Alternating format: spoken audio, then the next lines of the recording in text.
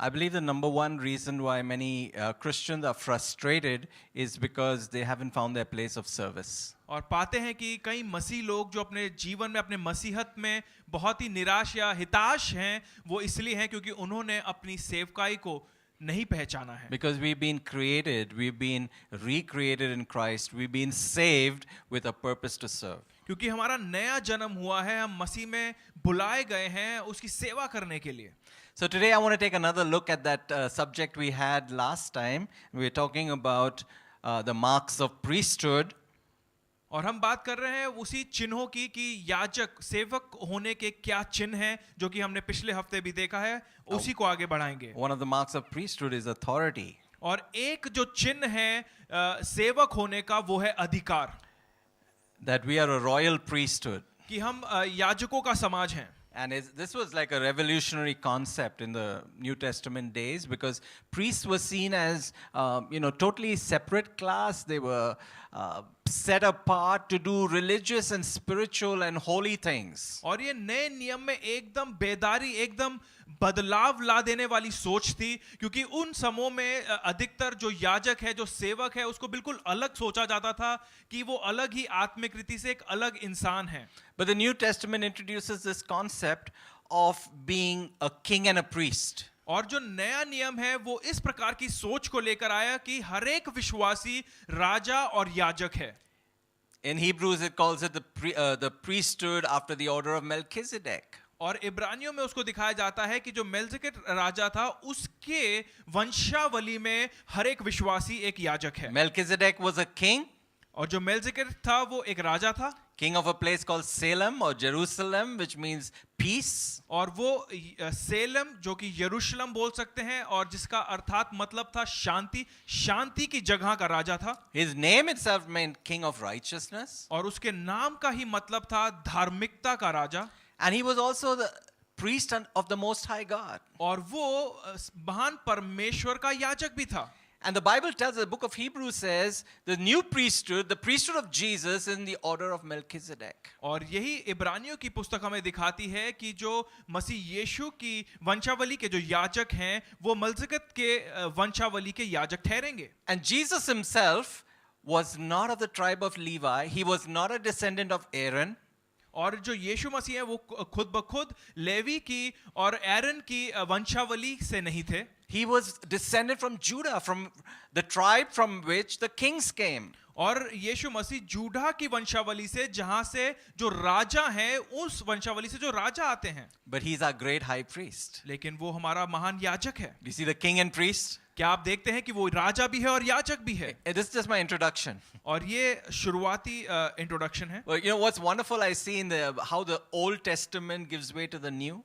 और हम देखते हैं कि किस तरह जो पुराना नियम है नए नियम को उभरने में मदद करता है. It's almost that there's a handoff. और एकदम ऐसे है कि जैसे कि हाथ से किसी चीज को आगे बढ़ाने के लिए दिया गया हो. Like the relay race. और जैसे कि हम देखते हैं कि जो रेस होती है उसमें.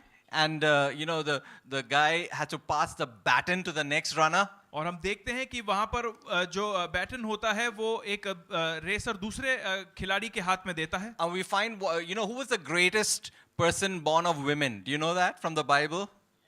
Yes? No, front row don't answer. Anybody? Who's the greatest person according to the Bible born of women? और कौन है बाइबल में जो स्त्री में से पैदा होने वाले को सबसे महान कहा गया है बाइबल में? Bible quiz, come on. Yes, John the Baptist. यूहन्ना बपतिस्मा दाता को दिया गया. John the Baptist was a pedigree Aaronite. और वो जो एरन का जो एकदम शुद्ध वंशावली था, वहां से वो आता है. His daddy was a descendant of Aaron. Even his mummy was a descendant of Aaron. और उसका जो पिता था और उसकी जो माता है, वो दोनों ही एरन की वंशावली से आती थी. Purebred priest. और एकदम शुद्ध वंशावली. Old Testament. पुराना नियम. Okay, and he was a wild guy. और वो एकदम वाइल्ड था. He was, living in the wilderness. और वो मरुभूमि में जी रहा था. And eating locusts. और वो लोकस खा रहा था. And wearing camel skin. और ऊंट के कपड़ों को पहनता था. But Jesus says, among those born of women, he is the greatest. और यीशु मसीह ने कहा स्त्रियों में से जिसने भी जन्म लिया है वो उनमें से सबसे बड़ा है। To me, he represents the end of the Aaronic priesthood. और वो जो है वो एरन का जो याजक का समाज था उसका एक अंत दिखाते He हैं। finally says, look, the Lamb of God who takes away the sin of the world. और वो एकदम से जैसे कहता है कि देखो ये परमेश्वर का मेमना है जो संसार के पाप को ले जाता है। He was a forerunner of Jesus. और वो यीशु मसीह के आने से पहले का एक भेजा हुआ व्यक्ति था। He prepared people for the new priesthood. और वो रास्ता तैयार कर रहा था नए याजकों के समाज का। The king priest, the Lord Jesus Christ. और वो जो राजा और याजक जो मिले हुए हैं उनके लिए रास्ता तैयार कर रहा था। Finally, he says, he must increase, I must decrease. और उसने अंत में यही कहा कि यीशु मसीह को कहा कि वो बढ़े और मैं घटूं। And it is that priesthood of Jesus that we have received. और वही जो याजक जो सेवकाई है वो हमने ग्रहण की है। You know, last time I shared, we were looking at authority.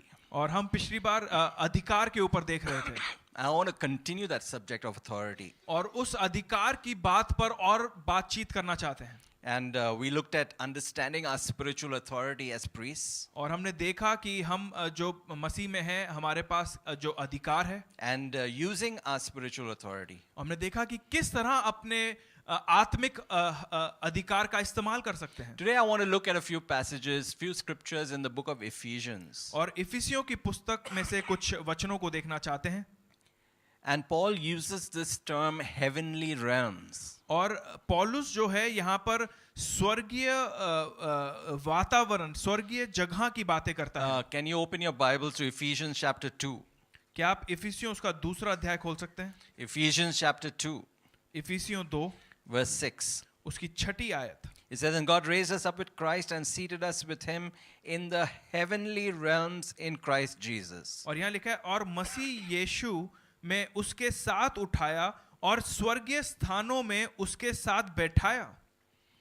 Now, you all know that the New Testament was written in Greek, right? और आप जानते हैं कि जो नया नियम है वो यूनानी भाषा में लिखा गया It है was not written in English. और अंग्रेजी भाषा में नहीं लिखा गया It था। was not even written in Hindi. और ये हिंदी भाषा में भी नहीं लिखा गया It था। was written in Greek. ये यूनानी भाषा में लिखी गई थी। And so the word that Paul used here for heavenly realms और जो शब्द यहाँ पर पौलुस ने इस्तेमाल किया है कि स्वर्गीय स्थान is epuranius.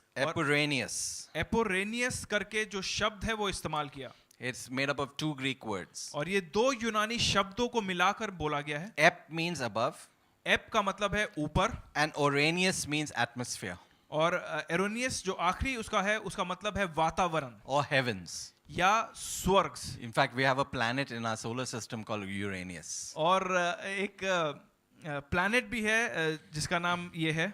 So literally, Paul is saying this heavenly realms is a realm above our heaven. और पौलुस ये कह रहा है कि ये वो स्वर्ग है जो हमारे स्वर्ग के वातावरण से ऊपर है। Now, just be patient. We want to talk about authority today. और थोड़ा सा समय दें, हम इस चीज को समझना चाहते हैं कि अधिकार का क्या मतलब है। Okay, so that's the Bible talks about three different heavens. और बाइबल जो है वो तीन अलग-अलग स्वर्गों की बात करता है। First is our immediate heaven, एक है जो बिल्कुल हमारे आंखों से दिखता है, our atmosphere. जो कि हमारा वातावरण है।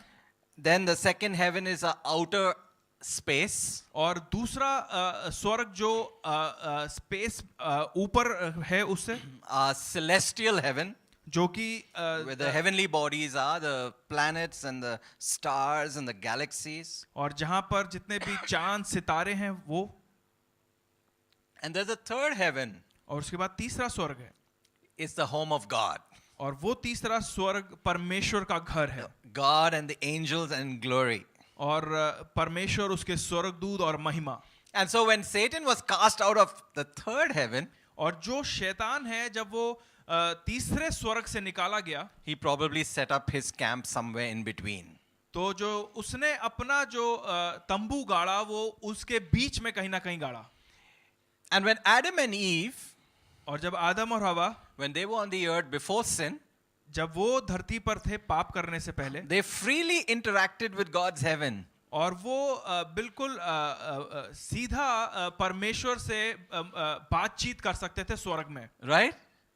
And they were so much in the glory realm. और वो इतना ही महिमा के उस वातावरण में थे, But when they sinned, they fell short. All have sinned and fall short of the glory of God. लेकिन जब उन्होंने पाप किया तो वो गिर गए, जैसे कि वचन कहता है कि सबने पाप किया है और उसकी महिमा से गिर गए हैं। The Bible says their eyes were open and they saw that they were naked. और वहां पर लिखा है कि उनकी आंखें खुल गई और उन्होंने पहचाना कि उन्होंने वस्त्र नहीं पहन रखे। Perhaps what happened is their eyes actually were not open, but they were looking in that spirit realm, that heavenly realm, the God realm, and suddenly the eyes were closed to that, and they could only see this realm that we are seeing today. और ये है बात कि जैसे कि वो पाप करने से पहले उनकी आंखें जैसे खुली हुई थी, मानो कि वो स्वर्गीय वातावरण को, परमेश्वर की महिमा के वातावरण को ही देख रहे थे। लेकिन जैसे ही पाप किया उनकी वो आंखें बंद हो गई और जो धरती का जो वातावरण है उसके प्रति सारी आंखें खुल गई। So every now and then there are interactions between the third heaven and our realm, or the physical realm, or the earth realm. और निरंतर कभी ना कभी हर समय पर, अलग अलग समयों पर, तीसरा स्वर्ग जो परमेश्वर का जगह है वहां से और हमारे बीच में जो धरती का वातावरण है, कुछ ना कुछ बातें चलती रहती हैं। You remember Jacob when he had this dream? He was sleeping on a stone pillow. He liked hard pillows, I guess. And he was sleeping and he has this dream and he sees a ladder going to heaven and he sees angels coming up and down on that ladder. और हम याकूब की कहानी में देखते हैं कि किस तरह वो एक पत्थर को तकिया बनाकर उस पर सो रहा था और वो अचानक देखता है कि स्वर्ग के प्रति एक सीढ़ी जा रही है मानो धरती से, और उस सीढ़ी पर स्वर्गदूत नीचे और ऊपर आ रहे हैं। What was happening? क्या हो रहा था वहां? There was an interaction between his space and heaven. मानो कि उस वातावरण से इस वातावरण में कुछ आदान प्रदान हो रहा था। He was having an open heaven experience. और वो एक खुले हुए स्वर्ग का एक मौका उसने पाया। And periodically in the Bible, और हम बाइबल में अक्सर देखते हैं, we see that. हम ये चीज को देखते हैं। But what I want to focus today is in the book of Ephesians. लेकिन हम ध्यान देना चाहते हैं आज इफिसियों की पुस्तक पर।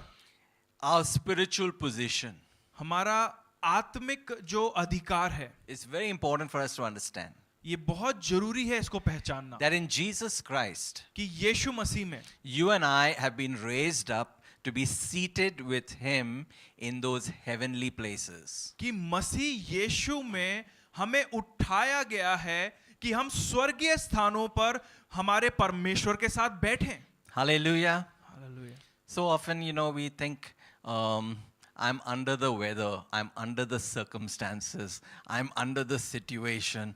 और कितनी बार हम सोचते हैं अपने आप को कि अरे यार मैं तो इस संसार के इस बोझ के या इस मुश्किल के नीचे हूँ, दबा हुआ हूँ। But the Bible tells us, Paul tells us that we've been seated with Him far above all rule and authority, power and dominion, and every title that can be given, not only in the present age, but also in the one to come. This is Ephesians 1:21.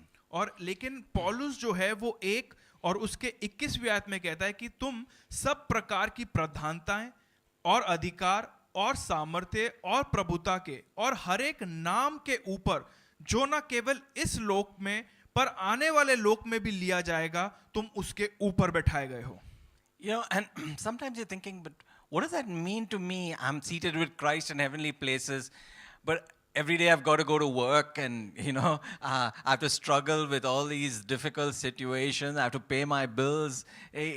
It's not doing anything to me, Pastor, by you saying that I'm seated with Christ in heavenly places. और हर एक दिन में चलने वाला इंसान, मतलब हम यही कहते हैं कि इसका क्या मतलब है कि मैं स्वर्ग में परमेश्वर के साथ बैठाया गया हूं, लेकिन मेरे को तो प्रतिदिन अपना काम पर जाना है, कार्यालय स्थान जाना है, बिल देना है, मेरी इतनी सारी मुश्किलें हैं। इस आयत का वाक्य में क्या मतलब है? But I believe this morning God wants to do something in our hearts to that and help us to make that really practical, that when we see ourselves in this very high spiritual position, it's going to make a change in our lives. और विश्वास करते हैं कि इस सुबह जो परमेश्वर है वो हमारे हृदय में एक बदलाव लाना चाहता है, इस चीज को बैठाना चाहता है कि हम समझें कि हम उसके साथ स्वर्गीय स्थानों में बैठाए गए हैं। The next verse in Ephesians 1:21 and verse 22, it says, and God placed all things under his feet and appointed him to be the head over everything for the church. और फिर 22वीं आयत में लिखा है और सब कुछ उसके पांवों तले कर दिया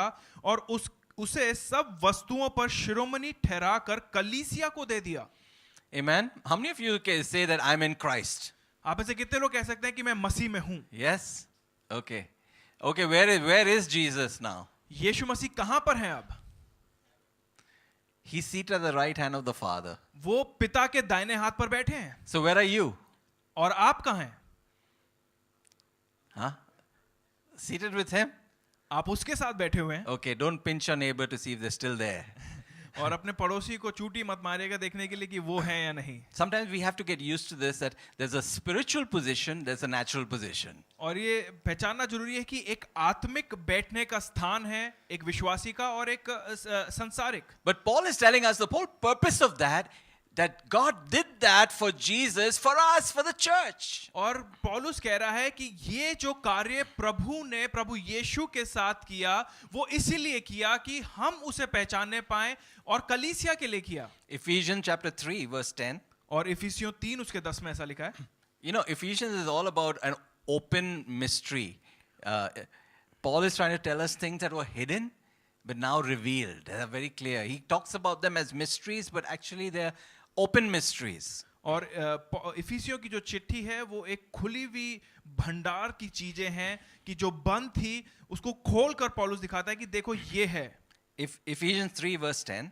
इफिसियों 3 उसका 10. His intent was now that through the church, again focus on that, through the church, the manifold wisdom of God should be made known to the rulers, the authorities in the heavenly realms. और यहाँ पे लिखा है ताकि अब कलीसिया के द्वारा, इस पर ध्यान दीजिएगा कि कलीसिया के द्वारा परमेश्वर का विभिन्न प्रकार का ज्ञान उन प्रधानों और अधिकारियों पर जो स्वर्गीय स्थान में हैं प्रकट किया जाए.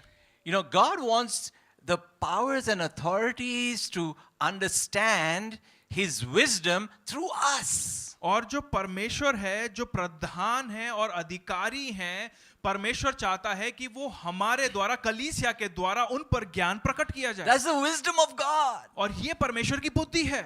You know, and the powers of darkness are, wow, these ordinary human beings who are much smaller than us, and we can actually just snuff them out like that. But now they understand their position. They're seated with Christ in heavenly places, and they are exercising authority over us. और हम ये देखते हैं कि जो ये प्रधान और अधिकार हैं, जो मामूली मनुष्य हैं और जो एक विश्वासी और जो कलीसिया है, वो अपना स्थान जाने कि वो स्वर्गीय स्थानों में वहां से अपने अधिकार को वो घोषित कर रहा है. This is the wisdom of God. ये है परमेश्वर की बुद्धि. He makes man, you and I, little lower than the angels. और वो आपको और मुझको जो मनुष्य हैं स्वर्गदूतों से थोड़ा सा छोटा बनाता है. Man blows it. और मनुष्य जो है उसको खराब कर देता है सब कुछ. Sin. वो पाप करता It है. looks like God has lost. और ऐसा लगता है कि परमेश्वर हार गया. He sends his son. वो अपने बेटे को भेजता है. Looks like he lost on और the ऐसा cross. लगता है कि उसने हमारे लिए जो किया वो हार गया. Then he rose again. लेकिन वो फिर से जीवित हो पाता And then he है. ascended into heaven. और फिर वो स्वर्ग में जाता Then है. he was seated at the right hand of the Father. और फिर वो स्वर्ग के सामने परमेश्वर के दाहिने हाथ पे जा बैठता है. And through him all of us. और उसके द्वारा हम सभी. God saying, this is my wisdom. और प्रभु कहता है ये है मेरी बुद्धि. Can you see it, devil? क्या तू देख सकता है शैतान? Can you see it, principalities? तू जो प्रधान है क्या तू देख सकता है? Can you see it, all those arrayed against the plans of God? और हर एक वो चीज जो परमेश्वर की योजना के विरोध में आती है क्या तू उसे देख सकता है? The manifold wisdom of God. और परमेश्वर की महान अलग अलग प्रकार से बुद्धि. But sometimes what's alarming to me और कई बार जो इस चीज से जो अचंभा होता है is Christians lose sight of that. कि जो मसीह लोग हैं इस पर अपना ध्यान इससे हटा देते हैं. Maybe one of the greatest deceptions of the devil और सबसे महान जो शैतान का कोई भरमाने की जो चीज है is tell us you're nothing. और वो ये है कि तू कुछ भी नहीं है. You will not amount to anything. कि तू कुछ भी अपने जीवन में नहीं You कर don't सकता. have any authority. तेरे पास कोई अधिकार नहीं है. What do you think by you're going to pray for someone and they'll get healed? You can't even heal a fly. और तू क्या सोचता है कि तू किसी बीमार के लिए प्रार्थना करेगा और वो चंगा हो जाएगा? तू तो एक मक्खी को भी ठीक नहीं कर सकता। And sometimes going through this life, और कई बार हम अपने इस जीवन में ऐसे ही चल रहे हैं, all the problems that we face, और हर एक जो मुश्किलों का हम सामना कर रहे so हैं, much negativity, और कितनी सारी नाक्रमत की चीजें, we forget our position. और फिर हम अपनी स्थान को भूल जाते हैं। You know, and sometimes our theology gets adjusted by our experience. और जो थियोलॉजी है, जो हमारा ज्ञान है, वो कभी कभार हमारा जो एक्सपीरियंस है उस तक ही रह जाता है। How many people have you found get shipwrecked faith? और कितने लोगों को पाते हैं जिनका विश्वास मानो टूटा हुआ सा है? I prayed and it didn't happen. मैंने प्रार्थना की और कुछ नहीं हुआ। God never answered my prayer. परमेश्वर ने मेरी प्रार्थना का उत्तर नहीं दिया। The Bible may not be true. शायद जो बाइबल है वो सत्य नहीं है। Why? क्यों? Because of the experience. क्योंकि जो आपने एक्सपीरियंस किया, They tried something, it didn't work. आपने कुछ कोशिश की लेकिन नहीं हुआ, They thought it must be wrong. तो सोचा कि ये शायद गलत है। And today I'm sharing with you about your spiritual position. और आज मैं आपके साथ बांट रहा हूं कि आपका आत्मिक अधिकार क्या है। I think you'll go out all pumped up. और होगा कि आप यहां से बिल्कुल एकदम भरे हुए जाएंगे, And some devil will come across your path. और कोई एक शैतान है जो आपके रास्ते पर टकराएगा। I say, devil, I've heard in the church today that I'm seated with Christ in heavenly places. और आप उस शैतान उस परिस्थिति को कहेंगे कि मैंने आज कलीसिया में सुना है कि मैं परमेश्वर के साथ स्वर्गीय स्थानों में बैठा And हुआ हूं। God's placed everything under the feet of Jesus. और कि परमेश्वर ने हर एक चीज प्रभु यीशु के कदमों के नीचे कर And दी I'm है। in the body of Christ. और मैं मसीह का एक शरीर का हिस्सा हूं। So Satan, तो शैतान, you're under my feet. तू मेरे जूतों के नीचे है। You get all excited. और एकदम से उत्साहित हो जाते But हैं। maybe the devil won't budge. और हो सकता है कि जो शैतान है वो एकदम से आगे ना है, He say, oh, it doesn't work. और वो शायद कहे कि यार मेरा जो कार्य था वो मैं नहीं कर पाया। It may work for sister so and so, but it's not working for me. और वो शायद उस बहन के लिए कार्य कर जाए लेकिन मेरे लिए ये कार्य नहीं करेगा। I want to challenge us. मैं आपको चेतावनी देना चाहता हूँ, Just because our experience fails, क्योंकि अगर मैंने कुछ हारों का अनुभव किया है, the Bible doesn't change. इसका मतलब ये नहीं है कि बाइबल बदल गई है। The challenge for me in my whole life और मेरे पूरे जीवन की जो चुनौती है वो ये है is, God, let my experience come up to the standard of your word. कि मेरा जो अनुभव है वो तेरे वचन के स्तर तक हमेशा आता रहे। Amen. आमीन। I don't understand sometimes. Everybody, do you understand why your prayers don't work sometimes? I don't understand. और मुझे कभी नहीं समझ आता, शायद आपको कभी समझ नहीं आता कि हमारी प्रार्थना कभी कार उत्तर नहीं लाती हैं। But I'm not going to say no, it doesn't work. और लेकिन मैं ये नहीं कहूंगा कि नहीं ये चीज कभी कार्य नहीं करती। I'm not going to deny my spiritual position. और मैं अपने आत्मिक स्थान और अधिकार का नकार नहीं करूंगा। Go back to Ephesians 1 verse 3. और इफिसियों 1 उसके 3 आयत में जाएंगे। Again the word heavenly realms. और फिर से स्वर्गीय स्थानों की यहाँ पे बात हो रही है। Epuranius. एपोरेनियस जो शब्द है, He says, praise be to God the Father and Father of our Lord Jesus Christ, who has blessed us in the heavenly realms with every spiritual blessing in Christ. और यहाँ पे लिखा है हमारे प्रभु यीशु मसीह के परमेश्वर और पिता का धन्यवाद हो कि उसने हमें मसीह में स्वर्गीय स्थानों में सब प्रकार की आत्मिक आशीष दी है। Did it say has blessed us with every physical blessing in Christ? क्या इसमें लिखा है कि हमें हर एक शारीरिक आशीष दी है? It takes a transition एक कार्य होता है अदलाव का, for that spiritual blessing to become a natural blessing. कि वो आत्मिक आशीष एक संसारिक आशीष को बदलने में। You know, somebody wrote a book once. I remember seeing that they went to heaven. I mean, don't take it. You don't have to believe everything, but it was very real for this person. They went to heaven and they saw large warehouses in heaven. और ये एक कहानी है जो बहुत समय पहले सुनी कि एक व्यक्ति है, उसको स्वर्गीय जैसे मानो दर्शन हुआ, अनुभव हुआ, वो स्वर्ग में गया और उसने देखा कि एक जगह है जो बहुत सारी चीजों से भरी हुई है। And went into some of the warehouses, and there's a whole, rows and rows of body parts. और उसने वहां पर उस एक कमरे में गया जो जगह थी और देखा कि वहां पे शरीर के कई हिस्से पड़े हुए थे उस कमरे में। And he's wondering, oh, what's all this, God? और उसने प्रभु से कहा, प्रभु ये सारे शरीर के हिस्से इस कमरे में क्या कर रहे हैं? All these are unclaimed blessings. और प्रभु ने कहा ये सारी वो आशीषें हैं जो लोगों ने मांगी ही नहीं। And it makes sense that the scripture here says that He has blessed us with every spiritual blessing in the heavenly realms. और यहाँ पर इस वचन को हम देखते हैं और पहचानते हैं कि यहाँ पर प्रभु कहता है कि स्वर्गीय स्थानों में सब प्रकार की आत्मिक आशीषें दी हैं. Some of you thinking, how do I get it here? और आप में से कई लोग सोच रहे हैं मैं यहाँ पर इसे कैसे लाऊं? That's the key. और यही तो कुंजी है. I am seated with him in heavenly places. मैं उसके साथ स्वर्गीय स्थानों में बैठा हुआ हूँ. He's blessed me with every spiritual blessing in the heavenly realms. और उसने स्वर्गीय स्थानों में हर एक आत्मिक आशीष दी है. But God, I need it here. लेकिन परमेश्वर मुझे यहाँ पर ये आशीषें चाहिए. Perhaps I need a new kidney here. और शायद मुझे नया किडनी यहाँ पर चाहिए. I need a new heart here. मुझे यहाँ पर नया हृदय चाहिए. I need finances here. मुझे धन यहाँ पर चाहिए. It's no use to me there. मुझे वहां पर उसका कोई फायदा नहीं. I need it here. मुझे यहाँ पर चाहिए. Because when I get to that heavenly realm, क्योंकि जब मैं वहां उस स्वर्गीय स्थानों पर पहुंचूंगा, I'll have no need. तब मुझे कोई आवश्यकता नहीं There'll be होगी. no tear. वहां पर कोई रोना नहीं There'll be होगा. no sweat. वहां पर कोई पसीना नहीं There'll be होगा. no pain. वहां पर कोई दर्द नहीं होगा. I need it here. मुझे यहाँ पर चाहिए. How do I get it here? मैं यहाँ पर कैसे लेकर आऊं? You know the answer? आप इसके उत्तर को जानते हैं? Yes. क्या जानते हैं? Pastor's asking too many questions today, right? Paswan आज बहुत ज्यादा प्रश्न पूछ रहे हैं. Huh? Prayer? Yeah, very good. प्रार्थना, Anything else? Faith. विश्वास. Faith is the currency of heaven. विश्वास जो है वो स्वर्ग का रुपया है. You want the blessing heavenly in the heavenly realms? आप स्वर्गीय जगह पर आशीष वहां से आशीष चाहते हैं? God says, show me the money. प्रभु कहता है मुझे पैसा दिखाओ. Don't take out your credit cards. अपने क्रेडिट कार्ड को मत निकालिएगा. It'll buy you zero in heaven. आपको स्वर्ग में उससे कुछ नहीं मिलने वाला. God saying, show me your faith. परमेश्वर कह रहा है मुझे अपना विश्वास दिखाओ. Faith is the substance of the things hoped for, the evidence of things not seen. और विश्वास ही वो है जो अनदेखी हुई वस्तुओं को वास्तविक करता है और जो नहीं है उसको मानो वास्तविक करता है. How do you bring the blessing from the heavenly realm to the natural realm? आप स्वर्गीय स्थान से इस सांसारिक स्थान पर कैसे आशीष को लाते हैं? Number one, सबसे पहले process. I'm telling you process. आपको मैं तरीका बता रहा हूं. You सबसे पहले seek God for that blessing. आपकी परमेश्वर को खोजिए उस आशीष के लिए.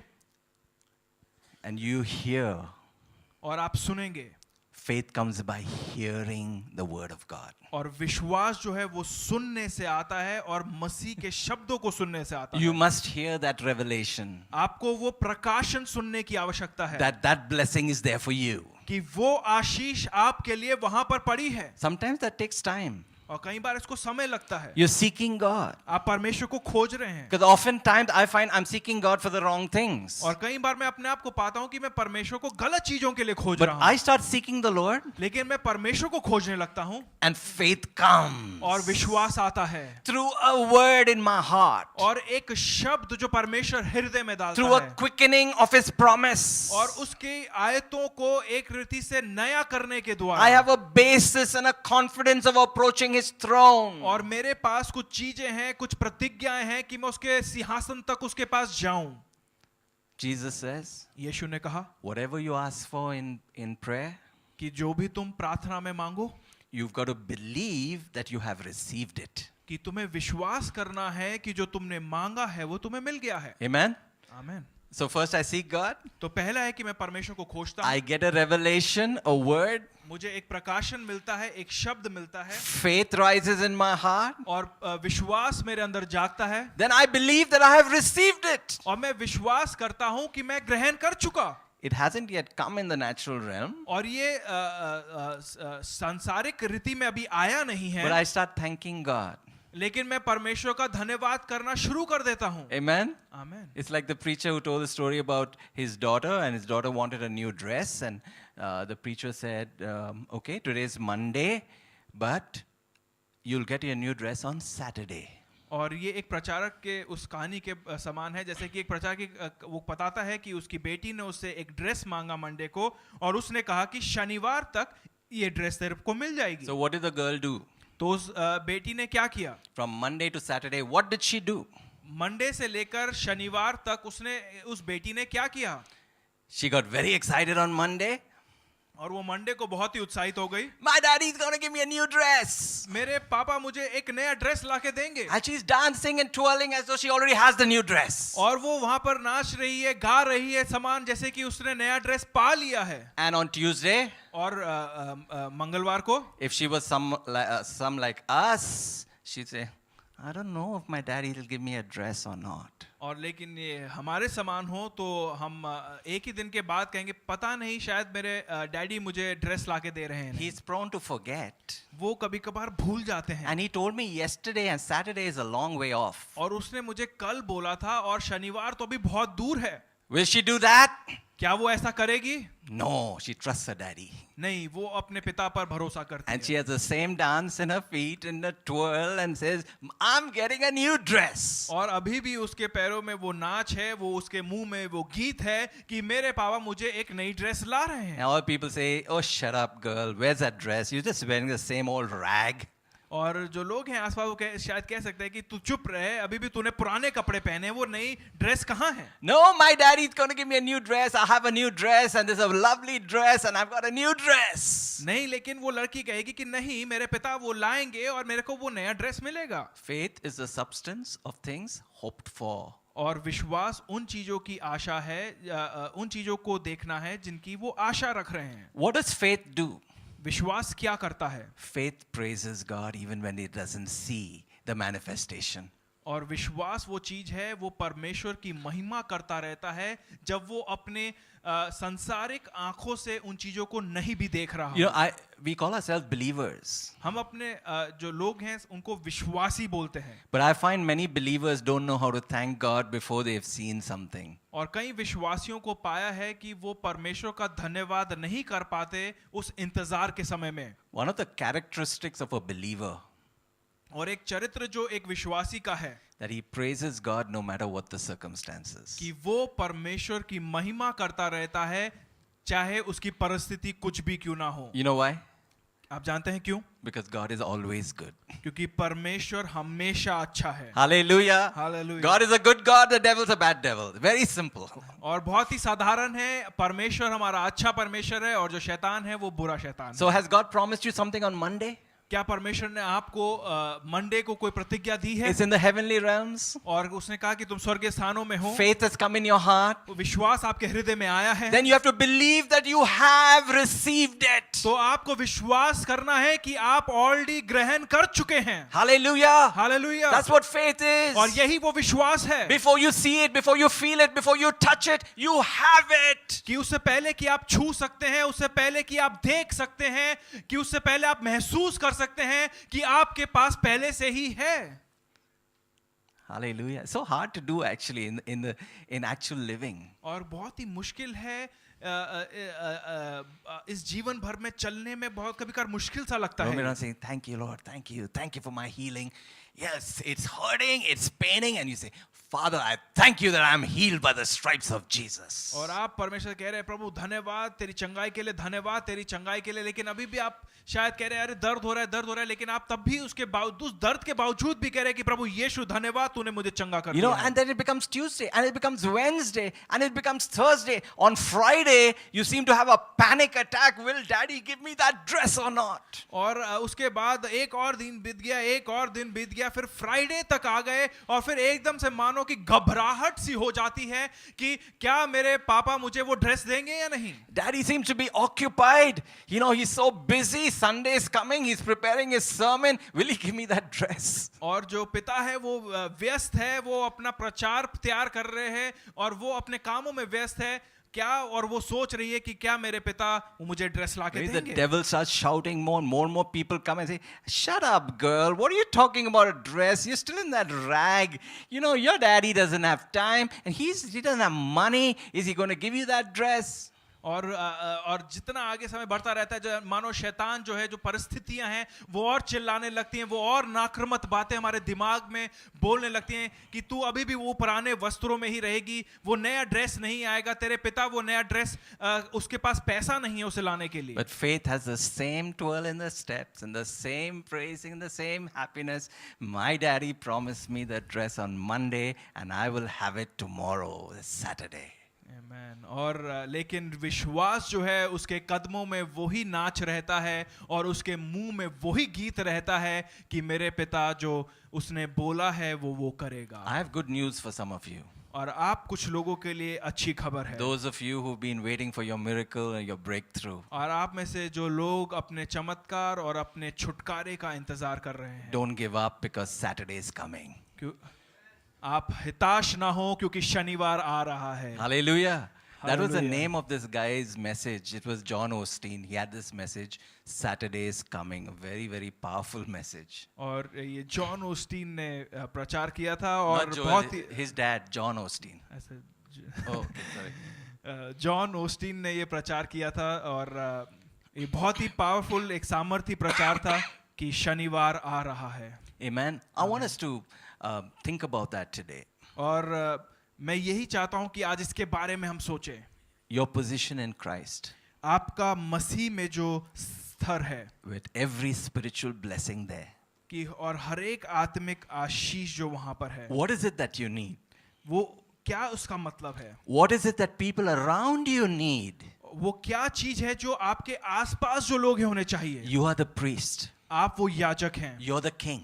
आप वो राजा हैं, To bring that from that spiritual realm, और वो चीज आत्मिक जगह से लाने के to लिए, bring that blessing, और वो आशीष को लाने के to लिए, bring that healing, और वो उस चंगाई को लाने के to लिए, bring that deliverance, और वो छुटकारा लाने के to bring लिए, that miracle वो चमत्कार लाने के लिए, by faith into the natural. और विश्वास के द्वारा वो सांसारिक जगहों पर लाना। Can you agree with me today क्या आप मेरे साथ आज सहमत हो सकते हैं that, Pastor, I'm going to be a minister?